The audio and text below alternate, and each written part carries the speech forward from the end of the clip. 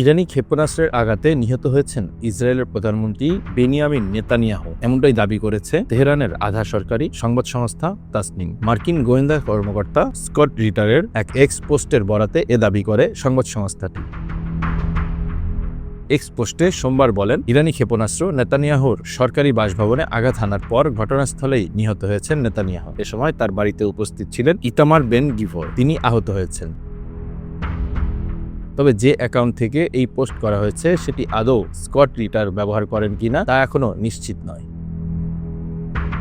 তাসনিম নিউজের প্রতিবেদনে নেতানিয়াহুর উপর হামলার প্রমাণ বা কোনো ক্ষতির নিশ্চিত প্রমাণ উপস্থাপন করা হয়নি। তার পরিবর্তে এটি বেশ কয়েকটি পরিস্থিতিগত বিষয় একত্রিত করা হয়েছে, যার মধ্যে রয়েছে নেতানিয়াহুর সাম্প্রতিক ভিডিও ক্লিপের অনুপস্থিতি, ইসরায়েলি গণমাধ্যমে তার বাড়ির চারপাশে কঠোর নিরাপত্তা ব্যবস্থা সম্পর্কে প্রতিবেদন, জ্যারেড কুশনার এবং মার্কিন বিশেষ দূত স্টিভ উইটকফের একটি কথিত সফর স্থগিত এবং ফ্রান্সের প্রেসিডেন্ট ইমানুয়েল ম্যাক্রো এবং নেতানিয়াহুর মধ্যে একটি ফোনালাপের ফরাসি রেকর্ড, যেখানে কথোপকথনের তারিখ নির্দিষ্ট করা হয়নি। এসব কারণে দাবি করা হয়েছে নেতানিয়াহু নিহত হয়েছেন।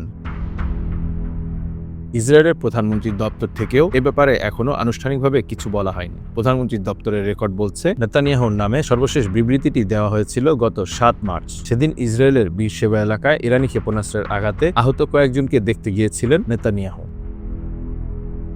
তবে নেতানিয়াহুর মৃত্যু নিয়ে ইরানি সংবাদ মাধ্যম এই প্রথম সংবাদ প্রকাশ করেছে তা নয়। এর আগে চলমান যুদ্ধের মধ্যেই গত 2 মার্চ কয়েকটি ইরানি সংবাদ মাধ্যম তাদের প্রতিবেদনে দাবি করেছিল ইরানি ক্ষেপণাস্ত্রের আঘাতে নেতানিয়াহুর দপ্তর ধ্বংস হয়ে গেছে এবং তিনি নিহত হয়েছেন। তবে পরে চীনা সংবাদ মাধ্যম সিনহুয়া সহ একাধিক সংবাদ মাধ্যমের প্রতিবেদনে বলা হয়েছে নেতানিয়াহুর দপ্তরে ক্ষেপণাস্ত্র হামলার তথ্য নিছকই গুজব। Bangla affairs news desk.